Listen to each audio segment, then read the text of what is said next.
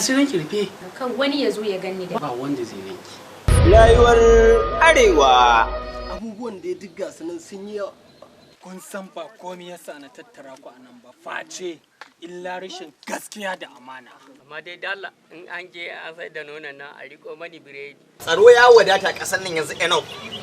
Yanzu kyan banda abun kuma yaushe banda ku ji an ce an dauki wani. Wannan ku ban waje akwai yau kwana uku. Mun masara ne ke tattali ne mu jira shi a wata kwana uku. Cewa akwai inda ka iya kasuwanci sai in baka maƙudan kuɗi ka je ka baza ka kasuwanci to ba ɗaya kanwa biyu. Farilla. Jiya na diba cikin firinjin din ban ga komi ba sai wani katon gora. Yarwa kenan. Mata ka ba dai tallan nonon nan ba da kiwon nan shi kadai kika sani ko? Amma kai baka da hankali dan gwal. Ya za ka ce kamata tana cikin matsala kuma ka ce in ja baki na in yi shiru. Kuɗi yana zuwa cikin da dare da rana ya ta bar shi gwaggo. Shanu kullun karuwa suke gwaggo. Kai! Ya ka rufe min baki da wannan kazamin magana da kika zo min da shi cikin gidan nan yanzu. Rayuwar Arewa. Ai baka hakura da shi. Da dai hai ba ganin shi za a yi ba wannan. Akan shi ne wanda ne ba maganar da ya aikin nan.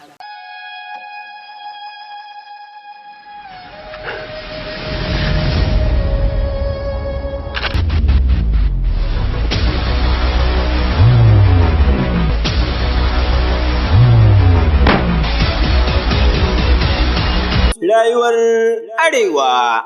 Coming soon.